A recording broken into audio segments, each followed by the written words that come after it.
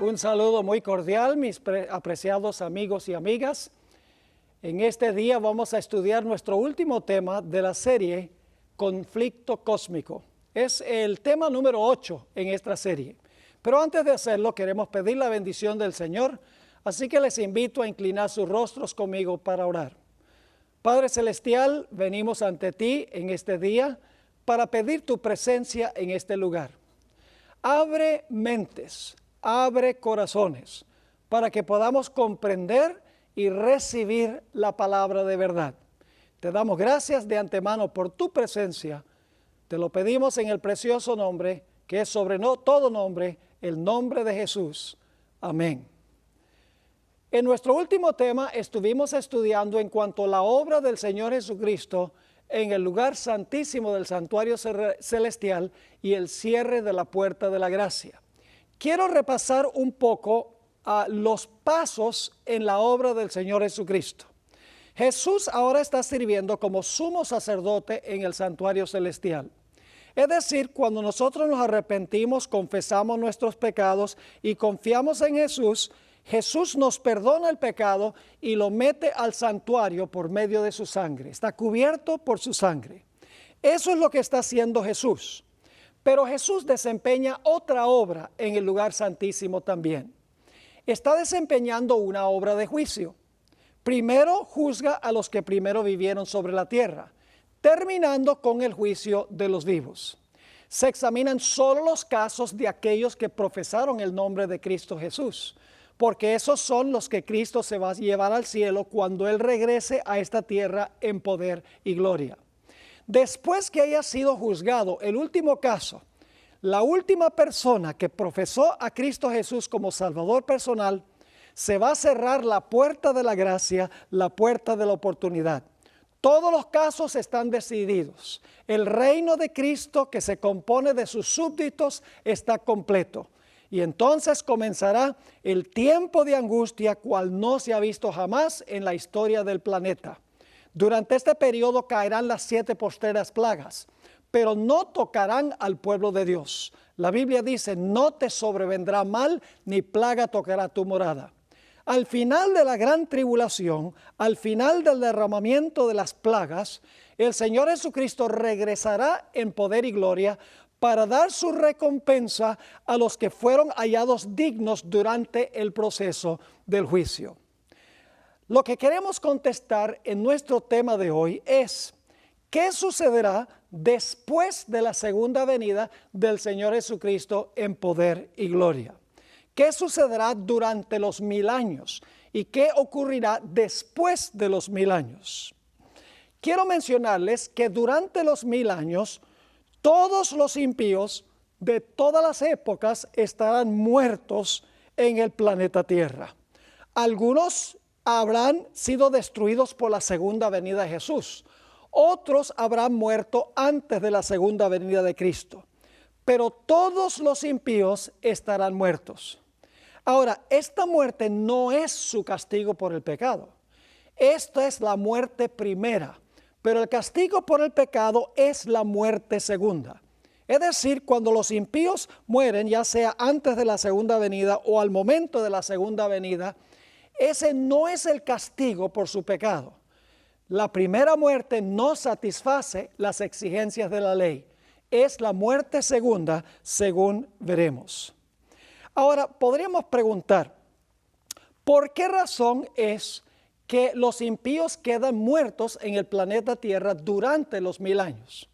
La respuesta que vamos a hallar es que durante los 1000 años se va a hacer un juicio investigativo de Satanás, sus ángeles y de los impíos. Se van a abrir los libros, se va a ver la biografía de cada uno, cómo rechazaron a Cristo Jesús como su Salvador personal, o cómo profesaron a Cristo, pero en realidad eran hipócritas porque no amaban en verdad a Jesús. Es decir, durante los 1000 años, el pueblo de Dios, los salvos, van a poder ver y entender por qué es que ciertas personas no están en el cielo.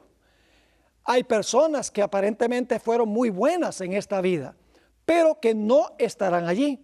Así que Dios quiere revelarle a sus hijos, al igual que todos los seres del universo, por qué razón cada individuo que se perdió quedó en el planeta Tierra muerto. Es decir, durante los 1000 años se va a realizar una obra de juicio. El juicio de Satanás, sus ángeles y los impíos. Y los que van a juzgar son los salvos, los que se fueron en la segunda venida con Jesús. Ahora, alguno preguntará, pastor, ¿cómo sabe usted eso? ¿De dónde saca esa idea?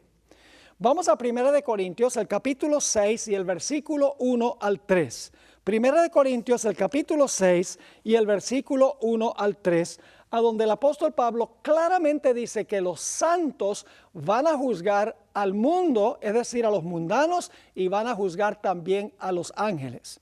Dice allí el apóstol San Pablo, ¿se atreve alguno de vosotros, cuando tiene algo contra otro, ir a juicio delante de los injustos y no delante de los santos? ¿O no sabéis que los santos han de juzgar al mundo? Fíjense, los santos van a jugar un papel para juzgar al mundo, lo dice el apóstol San Pablo. ¿No sabéis que los santos han de juzgar al mundo? Está hablando de los mundanos, es decir, de los perdidos, los que no recibieron de verdad a Jesús. Pero no solo al mundo, porque sigue diciendo lo siguiente: y si el mundo ha de ser juzgado por vosotros, ¿sois indignos de juzgar cosas muy pequeñas? ¿O no sabéis que hemos de juzgar a los ángeles, cuánto más las cosas de esta vida? Ahora, estos versículos nos indican que los santos van a juzgar al mundo, van a juzgar a los mundanos y van a juzgar a los ángeles. Ahora, la pregunta clave, ¿cuáles ángeles? No puede ser los ángeles fieles, porque los ángeles fieles no necesitan ser juzgados. Tiene que referirse a los ángeles impíos, los que se van a juzgar. Es decir, los salvos van a juzgar a los mundanos que se quedaron muertos en la tierra y van a juzgar a Satanás y a sus ángeles.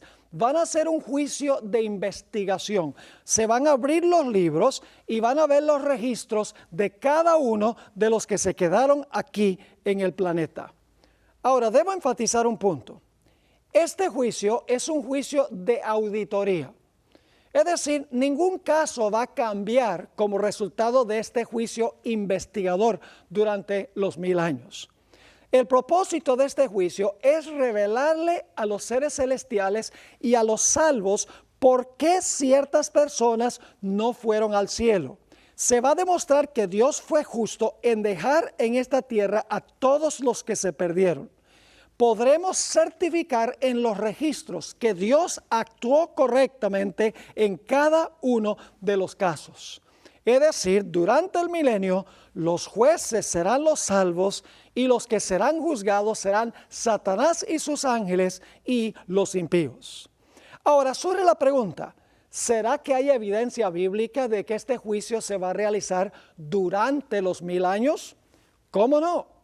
Note lo que dice en Apocalipsis, el capítulo 20 y el versículo 4 y 5. Ya hemos visto quiénes van a ser los jueces, los santos, los salvos.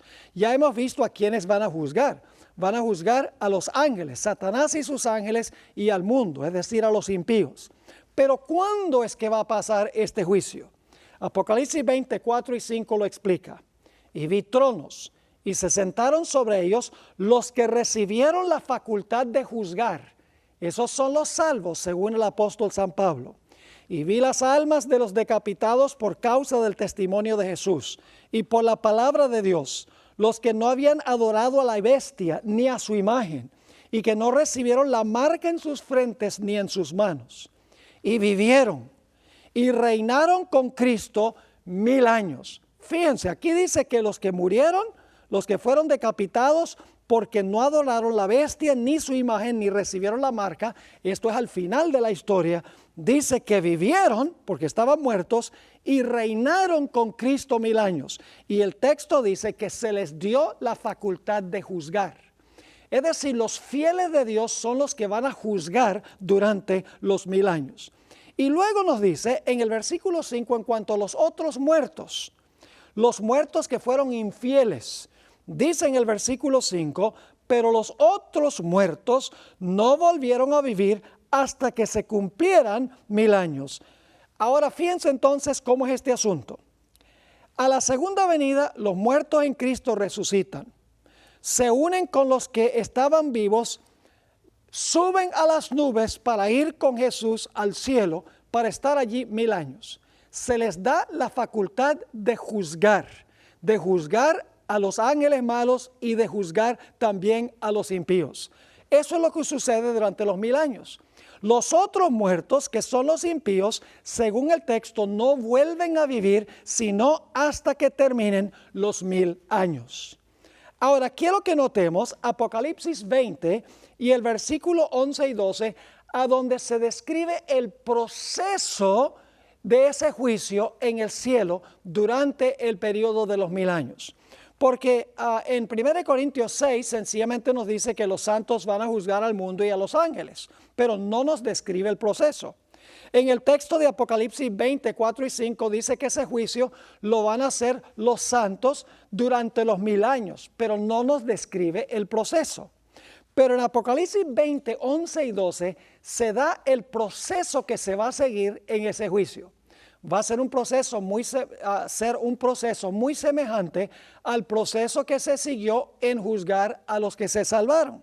Dice allí, Apocalipsis 20 y el versículo 11, y vi un gran trono blanco, y al que estaba sentado en él, de delante del cual huyeron la tierra y el cielo, y ningún lugar se encontró para ellos.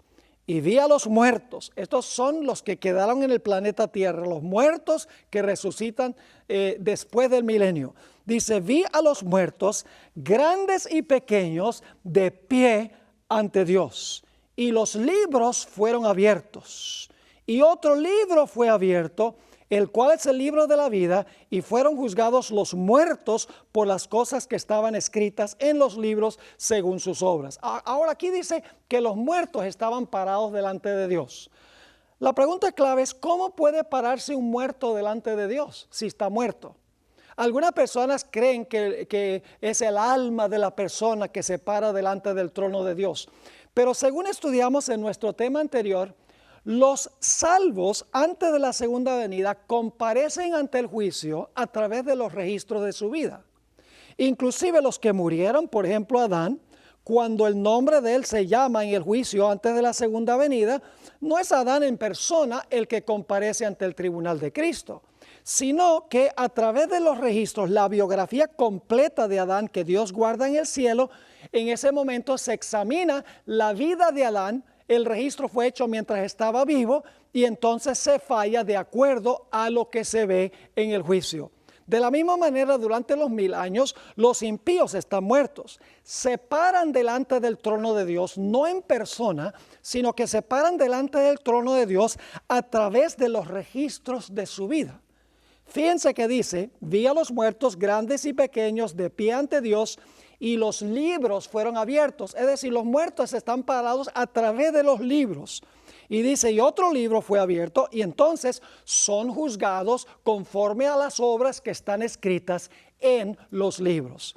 No están los muertos en persona allí, sino que los muertos son juzgados a través de sus registros.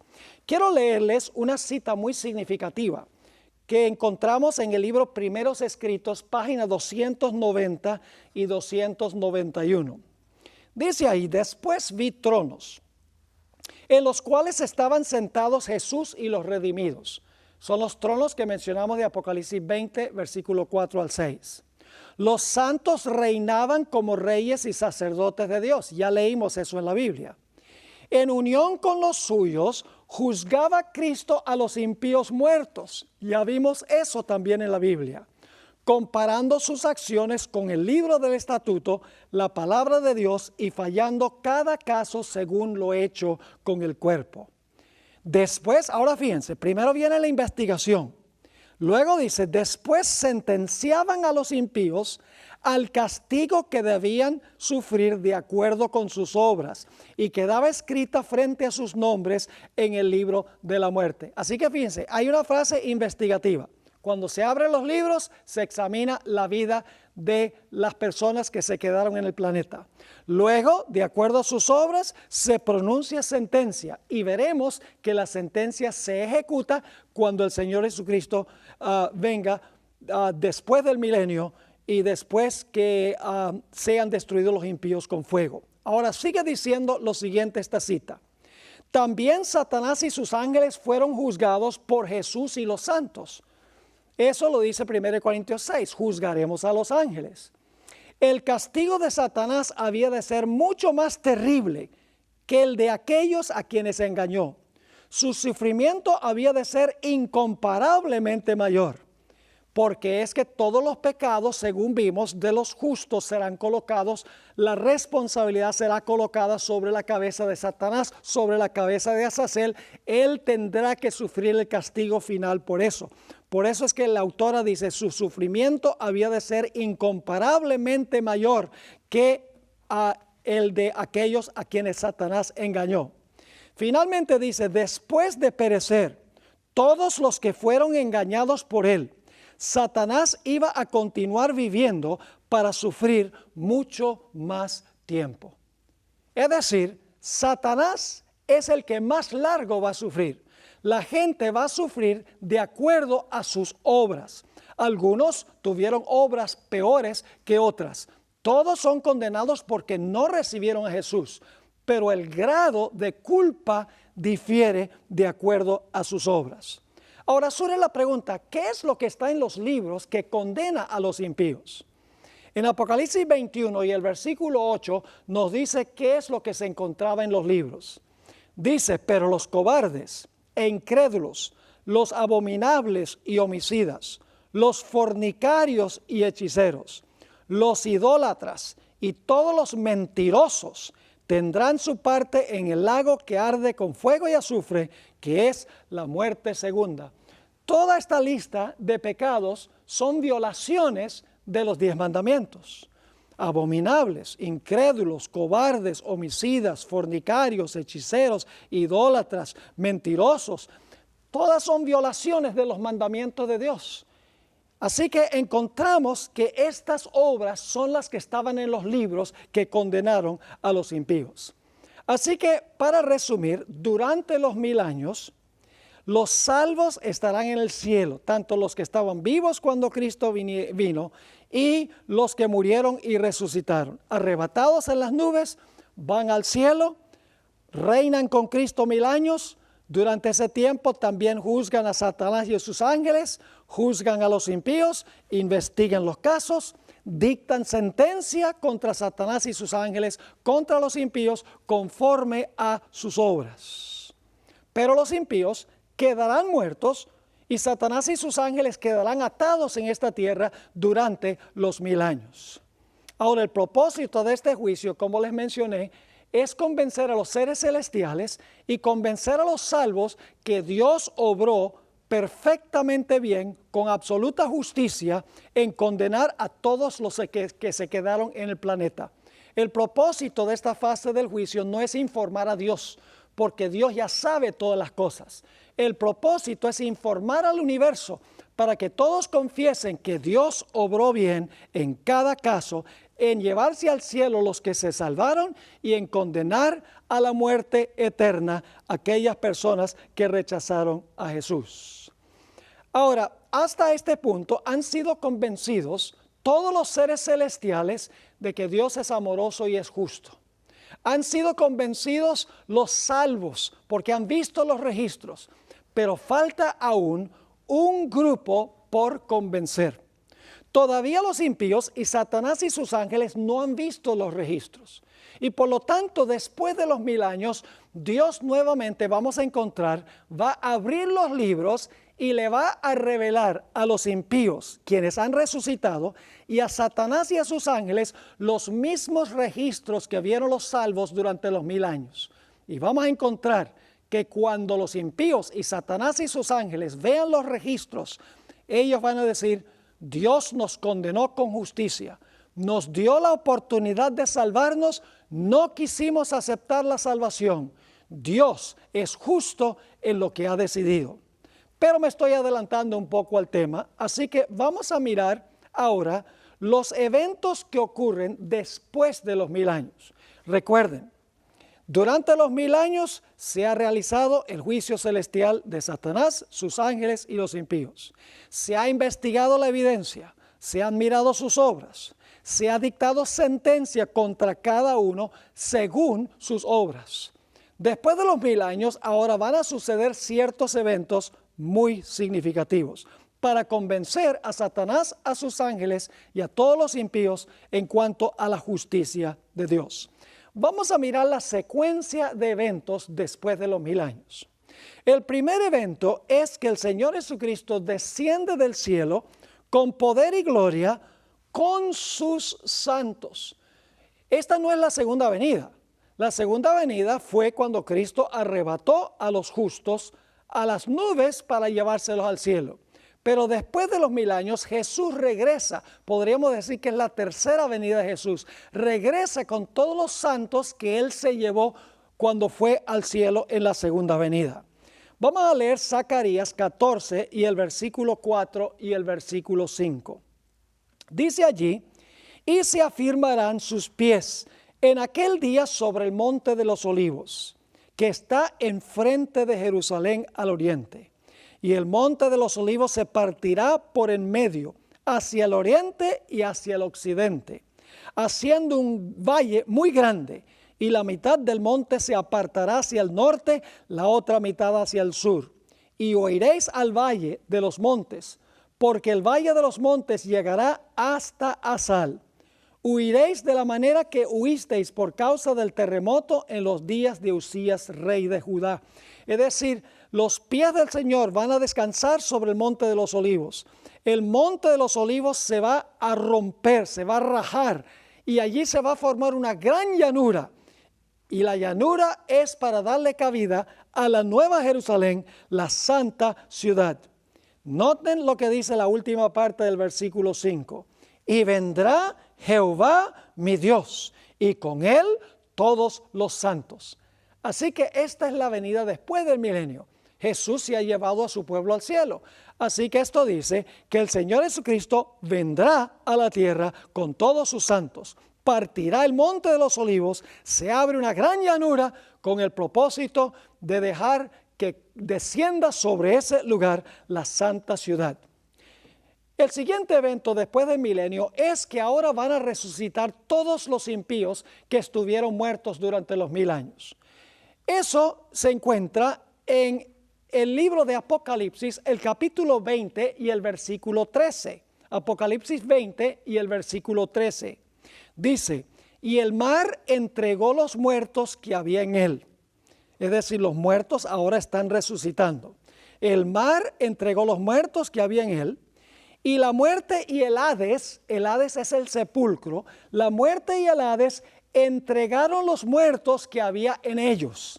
Así que fíjense, los que murieron en el mar y los que murieron en la tierra y fueron sepultados, dice aquí que resucitaron. La tumba entregó a los muertos, resucitaron y luego dice, fueron juzgados cada uno según sus obras.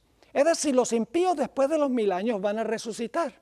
Y entonces se van a abrir los libros y van a ser juzgados conforme a sus obras. Los registros que vieron los salvos durante los 1000 años, ahora lo van a ver los impíos, Satanás y sus ángeles, como lo dijera el apóstol San Pablo.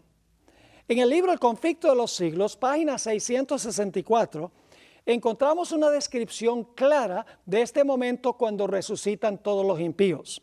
Y antes de leer esa cita, debo recordarles que Apocalipsis 25 dice, los otros muertos no tornaron a vivir hasta que se cumplieron los 1000 años. Es decir, los impíos, según Apocalipsis 20, no resucitan sino al terminar los 1000 años. Ahora vamos a ver cómo es la escena fuera de la santa ciudad cuando resucitan los impíos. Conflicto de los siglos, página 664 dice, allí hay reyes y generales que conquistaron naciones, hombres valientes que nunca perdieron una batalla, guerreros soberbios y ambiciosos cuya venida hacía temblar reinos. la muerte no los cambió. Al salir de la tumba, reasumen el curso de sus pensamientos en el punto mismo en que lo dejaran. Se levantan animados por el mismo deseo de conquista que los dominaba cuando cayeron. La parte que especialmente me interesa en esta cita es donde dice, al salir de la tumba, reasumen el curso de sus pensamientos en el punto mismo en que lo dejaran. Es decir, cuando ellos murieron, cesaron sus pensamientos. Cuando ellos vivieron de nuevo, comenzaron sus pensamientos a donde dejaron cuando murieron. Porque Dios les va a devolver el registro que Él tiene en el cielo, les va a devolver su identidad personal. Así que ahora todos los impíos de todas las épocas resucitan. Y entonces desciende la santa ciudad, Nueva Jerusalén, sobre la llanura que fue hecha por los pies de Jesús cuando se posó sobre el monte de los olivos. Eso se halla en Apocalipsis 21 y el versículo 2, donde dice, y yo, Juan, vi la santa ciudad, la Nueva Jerusalén, descender del cielo de Dios, dispuesta como una esposa ataviada para su marido. Es decir, la ciudad santa desciende ahora en el lugar a donde se posaron los pies del Señor Jesucristo. Nos dice en Apocalipsis 20 y el versículo 7 al 9, cuando los 1000 años se cumplan, es decir, cuando terminen los 1000 años, Satanás será suelto de su prisión. Y debemos entender qué significa eso. Cuando los impíos están muertos, Satanás está atado, porque no tiene a nadie quien engañar. Pero cuando los impíos resucitan, Satanás es desatado de su prisión, porque ahora ha regresado su poder y puede engañar porque tiene personas a quienes engañar. Así que dice, cuando los 1000 años se cumplan, Satanás será suelto de su prisión y saldrá a engañar a las naciones que están en los 4 ángulos de la tierra, a Gog y a Magog, a fin de reunirlos para la batalla, el número de los cuales es como la arena del mar. Y quiero que noten que cuando los impíos rodean la ciudad, ya la ciudad ha descendido a la tierra, porque dice en el versículo 9, y subieron sobre la anchura de la tierra y rodearon el campamento de los santos y la ciudad amada, y de Dios descendió fuego del cielo y los consumió. Es decir, lo que hemos visto es que Cristo desciende del cielo, sus pies rajan el monte de los olivos, se forma una gran llanura. En esa llanura va a descender la santa ciudad, pero antes de eso resucitan todos los impíos de todas las épocas. Luego la ciudad desciende sobre esa llanura hecha por los pies del Señor Jesucristo. Los impíos todos ahora rodean la santa ciudad. El próximo paso es que el Señor Jesucristo con los salvos entra en la santa ciudad y se cierran las puertas. Y entonces es que Satanás comienza a organizar a los impíos para un ataque en contra de la ciudad. Nos dice en Apocalipsis 27 al 9 que acabamos de leer, que voy a leer de nuevo, cómo será esa preparación para la guerra. Cuando los 1000 años se cumplan, Satanás será suelto de su prisión y saldrá a engañar a las naciones que están en los 4 ángulos de la tierra, a Gog y a Magog, a fin de reunirlos para la batalla, el número de las cuales es como la arena del mar. Y subieron sobre la anchura de la tierra y rodearon el campamento de los santos y la ciudad amada. Imagínense, las tropas fuera de la santa ciudad de los impíos es innumerables como la arena del mar, porque son todos los impíos de toda la historia que están resucitando ahora para formarse y tratar de conquistar la santa ciudad. En el libro El conflicto de los siglos, página 664, encontramos esta descripción de la preparación para la batalla. Al fin, se da la orden de marcha y las huestes innumerables se ponen en movimiento. Un ejército cual no fue jamás reunido por conquistadores terrenales, ni podría ser igualado por las fuerzas combinadas de todas las edades desde que empezaron las guerras en la tierra. Es decir, hay allí tropas que son del número de todos los soldados que han peleado en todas las guerras de la historia del planeta Tierra. Millones y millones. Sigue diciendo la cita: Satanás, el más poderoso guerrero, marcha al frente y sus ángeles unen sus fuerzas para esta batalla final. Hay reyes y guerreros en su comitiva y las multitudes siguen en grandes compañías, cada cual bajo su correspondiente jefe. Con precisión militar, las columnas cerradas avanzan sobre la superficie desgarrada y escabrosa de la tierra hacia la ciudad de Dios. Por orden de Jesús, se cierran las puertas de la Nueva Jerusalén y los ejércitos de Satanás circundan la ciudad y se preparan para el asalto. Cuando están preparados para asaltar la santa ciudad, el Señor Jesucristo por encima de la ciudad es coronado y se sienta en el trono de su gloria. Eso lo dice en Mateo 25, 31 y 32. Cuando el Hijo del Hombre venga en su gloria y todos los santos ángeles con él, entonces se sentará en su trono de gloria y serán reunidas delante de él todas las naciones y apartará los unos de los otros como aparta el pastor las ovejas de los cabritos. Así que por encima de la ciudad, ahora Jesús se sienta en un gran trono blanco, el trono de su gloria. En el libro del Conflicto de los Siglos, nuevamente se describe este evento espectacular. En la página 665 dice: entonces Cristo reaparece a la vista de sus enemigos. Muy por encima de la ciudad, sobre un fundamento de oro bruñido, hay un trono alto y encumbrado. En el trono está sentado el Hijo de Dios y en torno suyo están los súbditos de su reino. Así que Jesús se sienta sobre un trono de oro bruñido y está rodeado de todos los salvos y están dentro de la santa ciudad.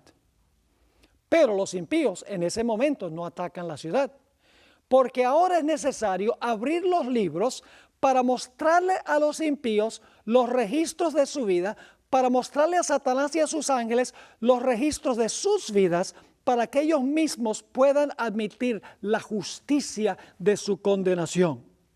En Apocalipsis el capítulo 20 y el versículo 13 nos habla de ese juicio. Dice allí: y el mar entregó los muertos que había en él, es decir, resucitan los que murieron en el mar, y la muerte y el Hades, es decir, el sepulcro, entregaron los muertos que había en ellos, y ahora después que resucitan, dice, fueron juzgados cada uno según sus obras. En visión panorámica, cada impío, cada ángel impío, Satanás, contemplarán el registro de sus vidas. Contemplarán cómo su vida de pecado los excluyó justamente de estar dentro de la santa ciudad. Reconocerán la justicia de Dios. Reconocerán que Dios ha sido correcto en su forma de obrar con ellos. Quiero leer nuevamente del Conflicto de los Siglos, la página 666, a donde se describe este juicio cuando se abren los libros. En realidad, no solamente se va a abrir los libros de cada uno de esos individuos, sino que en visión panorámica se va a mostrar toda la historia del planeta Tierra.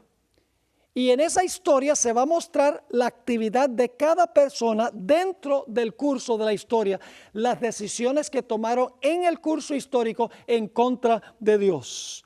Conflicto de los Siglos, página 666. Apenas se abren los registros y la mirada de Jesús se dirige hacia los impíos, estos se vuelven conscientes de todos los pecados que cometieron.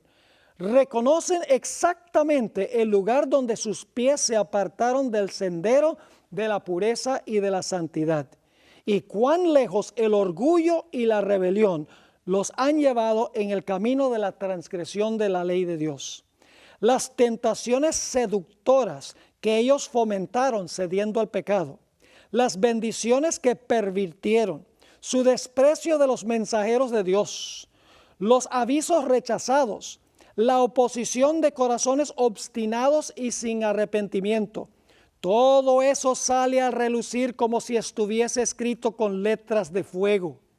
Por encima del trono se destaca la cruz. No solamente van a ver el registro de sus vidas, sino que van a ver toda la historia del plan de salvación. Dios delante de ellos va a mostrar toda la historia, desde la creación hasta el final. Sigue diciendo, por encima del trono se destaca la cruz, y como en vista panorámica aparecen las escenas de la tentación, la caída de Adán y las fases sucesivas del gran plan de la redención. El humilde nacimiento del Salvador, su juventud pasada en la sencillez y en la obediencia, su bautismo en el Jordán, el ayuno y la tentación en el desierto, su ministerio público que reveló a los hombres las bendiciones más preciosas del cielo, los días repletos de obras de amor y misericordia, y las noches pasadas en oración y vigilia en la soledad de los montes, las conspiraciones de la envidia, del odio y de la maldicia con que se recompensaron sus beneficios, la terrible y misteriosa agonía en el Getsemaní bajo el peso anonadador de los pecados de todo el mundo, la traición que le entregó en manos de la turba asesina, los terribles acontecimientos de esa noche de horror, el preso resignado y olvidado de sus discípulos más amados, arrastrado brutalmente por las calles de Jerusalén, el Hijo de Dios presentado con visos de triunfo ante Anás, obligado a comparecer en el palacio del sumo sacerdote, en el pretorio de Pilato, ante el cobarde y cruel Herodes, ridiculizado, insultado, atormentado y condenado a muerte. Todo eso está representado a lo vivo. Ahora fíjense qué interesante. Dios va a mostrar, va a abrir los registros de toda la historia del planeta, y cada uno de los impíos va a ver las oportunidades que tuvieron. Cada uno va a ver cómo sus obras los excluyeron del cielo justamente. Satanás también va a ver la biografía de su propia vida. Va a ver los resultados de la obra malévola que él desempeñó durante la historia del planeta. Cuando finalmente Satanás y sus ángeles y todos los impíos hayan presenciado los registros de los libros, es decir, toda la historia de la raza humana y las decisiones que ellos tomaron dentro del curso de la historia, Satanás, sus ángeles y los impíos se inclinarán, doblarán la rodilla y confesarán que Cristo es el Señor y que Dios ha sido justo.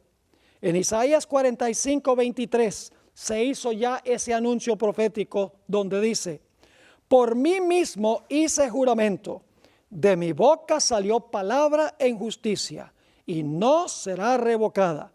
Dice Dios que a mí se doblará toda rodilla y jurará toda lengua. Filipenses, el capítulo 2 y el versículo 9 al 11 repite las mismas palabras. Dice, después que Jesús murió y sufrió por nuestros pecados, que Dios lo exaltó. Leo en el versículo 9. Por lo cual, también Dios le exaltó hasta lo sumo y le dio un nombre que es sobre todo nombre, para que en el nombre de Jesús se doble toda rodilla de los que están en los cielos y en la tierra y debajo de la tierra, y toda lengua confiese que Jesucristo es el Señor, para la gloria de Dios el Padre.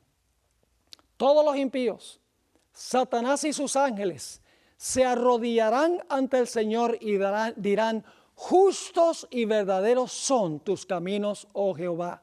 Reconocerán la justicia de su sentencia. Ahora fíjense, las tres fases, las tres etapas del juicio han vindicado a Dios ante todo el universo. Antes de la segunda venida, los seres celestiales, los habitantes de los mundos y los ángeles han visto que Dios actuó justamente en los casos de todos los salvos que Jesús se llevó a la segunda venida. Durante los 1000 años, los ángeles y los seres de otros mundos y los salvos abrirán los libros y verán que Dios condenó a Satanás y a sus ángeles y a los impíos justamente. Y se darán cuenta por qué ciertas personas que ellos esperaban ver en el cielo no están allí.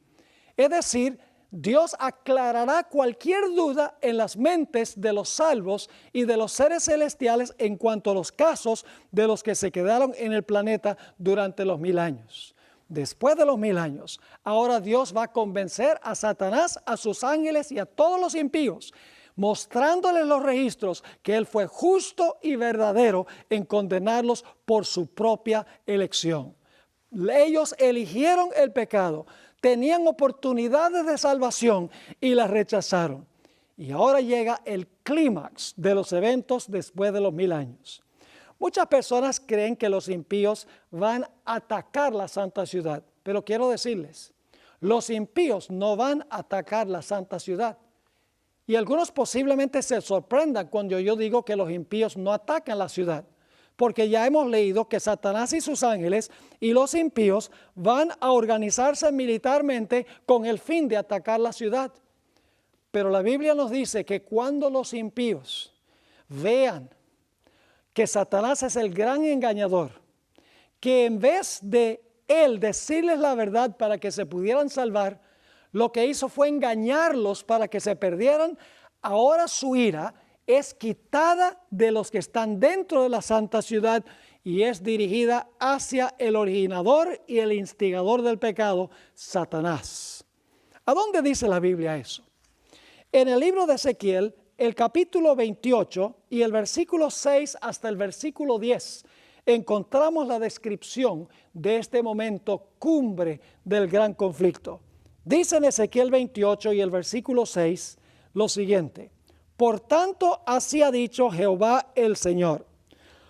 Está hablando ahora de Satanás. Por cuanto pusiste tu corazón como corazón de Dios, por tanto he aquí que yo traigo sobre ti extranjeros, los fuertes de las naciones, que desenvainarán sus espadas contra la hermosura de tu sabiduría y mancharán tu esplendor. Al sepulcro te harán descender y morirás con la muerte de los que mueren en medio de los mares. Hablarás delante del que te mate diciendo: yo soy Dios, tú hombre eres y no Dios. Y alguno podría decir, bueno, está hablando de un hombre porque dice tú eres hombre y no Dios, y Satanás es un ángel. Pero a veces en la Biblia a los ángeles se les llama hombres. Por ejemplo, en Daniel el capítulo 8 y el capítulo 9 se le llama a Gabriel aquel hombre, porque se aparece y su apariencia es semejante a la de un ser humano. Así que dice: hablarás delante del que te mate diciendo yo soy Dios, tú hombre eres y no Dios, en la mano de tu matador. De muerte de incircuncisos morirás por mano de extranjeros, porque yo he hablado, dice Jehová el Señor. Los impíos nunca atacan la ciudad. Atacan a Satanás cuando se dan cuenta que el registro que Dios mostró es fidedigno, que Satanás es el gran engañador y están perdidos por haberle hecho caso a Satanás en vez de hacerle caso a la palabra de Dios. En el libro El conflicto de los siglos, página 671, encontramos una descripción de este momento cumbre, cuando Satanás, después de confesar que Dios ha sido justo, se levanta y se lanza entre sus súbditos para tratar de convencerlos que ataquen la ciudad. Dice allí: se lanza en medio de sus súbditos y trata de inspirarlos con su propio furor y de moverlos a dar inmediata batalla. Pero entre todos los innumerables millones a quienes indujo engañosamente a la rebelión, no hay ahora ninguno que reconozca su supremacía. Su poder ha concluido. Los impíos están llenos del mismo odio contra Dios que el que inspira a Satanás, pero ven que su caso es desesperado, que no pueden prevalecer contra Jehová. Se enardecen contra Satanás y contra los que fueron sus agentes para engañar, y con furia demoníaca se vuelven contra ellos. Los impíos en realidad perecen atacando a Satanás y a sus ángeles, no atacando la santa ciudad. Reconocen que no pueden prevalecer contra Dios y reconocen que Dios no es el culpable, que Satanás es el culpable y ellos mismos por las elecciones equivocadas que tomaron. Y luego entonces sucede el siguiente evento en la gran controversia, y es la ejecución de la sentencia en contra de los impíos. Ahora fíjense, hemos visto las tres etapas del juicio en cada uno de los casos: investigación, sentencia y ejecución de la sentencia. Ahora, después que se ve ese panorama y después que los impíos reconocen la justicia de su sentencia, ahora viene la ejecución de la sentencia. Se haya registrado esto en Apocalipsis 20, 14 y 15. Dice, y la muerte y el Hades fueron lanzados en el lago de fuego. Esta es la muerte segunda. Y el que no se halló inscrito en el libro de la vida fue lanzado al lago de fuego. Esta es la muerte segunda. Recuerden que les mencioné que la muerte que sufren los impíos, ya sea antes de la segunda venida o en el momento de la segunda venida, no es su castigo por el pecado. Esa es la muerte primera. Luego, después de los 1000 años, resucitan de nuevo para sufrir la muerte segunda. No pueden haber sufrido la muerte segunda al menos que hubieran resucitado de su muerte primera. En Apocalipsis 20, 7 y 8 también nos describe este momento cuando los impíos son destruidos. Dice, el que venciere heredará todas las cosas, y yo seré su Dios y él será mi hijo. Eso está hablando de los justos. Pero ahora dice, pero los cobardes e incrédulos, los abominables y homicidas, los fornicarios y hechiceros, los idólatras y todos los mentirosos tendrán su parte en el lago de fuego que arde con azufre, que es la muerte segunda. Y Mateo el capítulo 25 y el versículo 46 agrega su testimonio cuando declara, e irán estos al castigo eterno y los justos a la vida eterna. Ahora, cuando la Biblia dice al castigo eterno, no significa que el proceso del castigo es eterno. No es que se van a quemar y a quemar y a quemar y a quemar y que el proceso nunca termina. No, lo que significa es que ellos sufren la muerte segunda y permanecen muertos para siempre. El castigo es la muerte segunda, no es sufrimiento por la eternidad en miseria. Así que cuando la Biblia declara que irán al castigo eterno, la muerte es el castigo que durará para siempre porque siempre permanecerán muertos. Y luego viene el siguiente glorioso evento en este clímax del gran conflicto entre el bien y el mal. Apocalipsis 21, el versículo 1 y el versículo 3 y el versículo 4, ahora nos dice que Dios va a hacer un cielo nuevo y una tierra nueva. Satanás, sus ángeles, los impíos, el planeta, todos han sido consumidos por el fuego. Dios purificará la tierra y entonces en esa tierra hará cielos nuevos y tierra nueva. Quiero leer esos versículos, Apocalipsis 21 y el versículo 1. Vi un cielo nuevo y una tierra nueva, porque el primer cielo y la primera tierra pasaron y el mar ya no existía más. Y luego el versículo 3, y oí una gran voz del cielo que decía, he aquí el tabernáculo de Dios con los hombres, y él morará con ellos, y ellos serán su pueblo, y Dios mismo estará con ellos como su Dios. Y ahora viene esta linda promesa, enjugará Dios toda lágrima de los ojos de ellos, y ya no habrá muerte, ni habrá más llanto, ni clamor, ni dolor, porque las primeras cosas pasaron. Finalmente, se habrá vindicado el carácter de Dios ante el universo. Todos los seres del universo están acordes que Dios es justo y amoroso. Todos están de acuerdo, los habitantes de otros mundos, los ángeles, los que murieron en Cristo, los que vivieron hasta el momento de la segunda venida, Satanás, sus ángeles, los impíos, todos han dicho que Dios es justo, amoroso y verdadero en todos sus caminos. No queda ningún cabo sin atar. Es decir, Dios solo va a terminar este gran conflicto entre el bien y el mal cuando todo el universo esté acorde. Dios habrá mostrado, mis queridos amigos, varias cosas muy importantes en este proceso que permitió continuar. Algunos dicen, ¿y por qué es que Dios permite que continúe el mal como está siguiendo y tanto sufrimiento y tanto dolor? Hemos visto que es porque Dios no toma decisiones y soluciones apresuradas. Dios permite que pase tiempo para que cuando se resuelva el problema quede resuelto para siempre. Ahora, ¿qué se habrá visto en el proceso del gran conflicto entre el bien y el mal en cuanto a Dios? Se habrá visto que la paga del pecado es muerte, como lo dijo Dios. Se verá que los impíos murieron porque ellos escogieron rechazar a Jesús, el que murió por ellos. Es decir, Jesús murió. Jesús sufrió la muerte. Si los impíos le hubieran aceptado a Él, se hubieran podido salvar. Dios demostró que la paga del pecado es muerte, porque su propio Hijo tuvo que morir por cargar los pecados del mundo. También se demostró que Dios no hace acepción de personas, pues Dios no escatimó a su propio Hijo. Dios demostró que Él ama a todos los seres humanos, quiere que todos se salven, que nadie perezca. Jesús se codió y amó a rameras, publicanos, leprosos, ciegos, mudos, endemoniados, paralíticos, samaritanos, gentiles, mujeres, niños, y aún permitió que María Magdalena lo tocara. Es decir, Jesús, quien era Dios en carne humana, demostró cómo es Dios. Dios no hace acepción de personas, no tiene favoritos, Dios ama a todos por igual. Se demostró que Dios no es egoísta, porque Dios estuvo dispuesto de entregar lo más precioso del universo para la salvación de la raza humana. Se demostró también que la ley de Dios es eterna y que la ley está vigente, porque la paga del pecado es muerte. Los impíos mueren por su transgresión de la ley.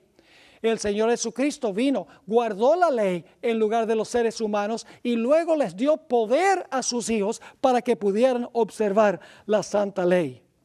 Además de eso, se demostró que Dios no solo quiere que le sirvan, sino que Dios está dispuesto de servir. Y Dios no es un Dios que se oculta, sino que Dios es un Dios que se revela. Todas las grandes preguntas que se hacía el universo cuando comenzó el pecado, ahora quedan respondidas contundentemente y nunca más se levantará en el universo el mal. Todos habrán visto la maduración del tipo de gobierno que quería instituir Lucifer. ¿Y quién en el universo va a querer otra vez experimentar con otro estilo de gobierno después de ver qué fue lo que pasó en este planeta? Quiero terminar leyendo una cita muy importante. Esta cita se encuentra en una revista que se llama Signs of the Times, Señales de los Tiempos, diciembre 30 de 1889. Es una cita que fue escrita por Elena G. de White. Y fíjense qué importante es la cruz de Jesús en la solución del gran conflicto entre el bien y el mal para mantener la seguridad eterna del universo. Dice la cita así: sin el Cordero de Dios, que fue inmolado ahora fíjense, que fue inmolado ¿desde cuándo? Desde la fundación del mundo, el hombre caído no puede tener un lugar en el paraíso de Dios. Eso no es necesario casi ni decirlo. Sin el Cordero de Dios que fue inmolado desde la fundación del mundo, el hombre caído no puede tener un lugar en el paraíso de Dios. Pero ahora quiero que noten lo que dice de los ángeles. Los ángeles le tributan honor y gloria a Cristo. Ahora escuchen esto. Pues aún ellos no estarían seguros, excepto al contemplar los sufrimientos del Hijo de Dios. Los ángeles no estarían seguros sin contemplar, dice la escritora, los sufrimientos del Hijo de Dios. Sigue diciendo, es por medio de la eficacia de la cruz que los ángeles del cielo son salvaguardados de la apostasía. La cruz, en otras palabras, revela cómo es Dios y protege a los seres celestiales y a los seres humanos para que no haya nunca más otra apostasía. Sigue diciendo, es por medio de la eficacia de la cruz que los ángeles del cielo son salvaguardados de la apostasía. Sin la cruz, no estarían más seguros contra el mal que lo eran los ángeles antes de la caída de Satanás. La perfección angélica fracasó en el cielo. La perfección humana fracasó en el Edén, el feliz paraíso. Todos aquellos que deseen estar seguros en la tierra o en el cielo deben mirar al Cordero de Dios, el plan de la salvación que revela la justicia y el amor de Dios, provee una salvaguardia eterna en contra de la apostasía, tanto en los mundos que no pecaron, como entre aquellos que serán redimidos por la sangre del Cordero. El centro del universo es la cruz, porque la cruz revela en toda su gloria el carácter de Dios.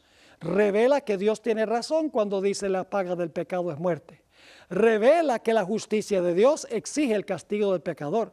Revela el amor y la misericordia de Dios porque el castigo lo sufrió Jesús en lugar de los pecadores. Revela que Dios no es egoísta porque no escatimó a su propio Hijo. Revela que Dios no hace acepción de personas porque en realidad estuvo dispuesto de entregar a Cristo Jesús su propio Hijo. Revela el plan de la salvación, toda la belleza del carácter de Dios y la malignidad de Satanás. Ahora, a través de la eternidad, el Señor Jesucristo conservará en su cuerpo las señales de la cruz, las señales de su sufrimiento. Durante la eternidad, el Señor Jesucristo tendrá las cicatrices en su sien, tendrá las cicatrices en sus manos, tendrá las cicatrices en sus pies, tendrá la cicatriz en su costado. Probablemente tendrá las cicatrices de la laceración en su espalda. Todo como conmemoración para mantener viva en la memoria de su pueblo el gran sacrificio que Dios estuvo dispuesto de hacer para salvar a la raza humana. Y así, por toda la eternidad, el pueblo de Dios le tributará honra, gloria y alabanza al Cordero y también al Padre que está sentado en el trono, por haber estado dispuestos de entregar a Jesús, de entregar todos los recursos del cielo para salvar a la raza humana. Finalmente se habrá resuelto el gran conflicto entre el bien y el mal, y habrá en el universo paz eterna. Dice en el libro de Abdías que el mal no se levantará otra vez. ¿Qué ser celestial va a querer experimentar otra vez con el pecado después de haber visto lo que el pecado causó en este mundo? La cruz de Cristo es la vacunación eterna del universo. Nunca más se levantará el mal. El pueblo de Dios habitará con Jesús, con todos los celestiales, por toda la eternidad, en un lugar de armonía y de paz. Ojalá tú estés allí.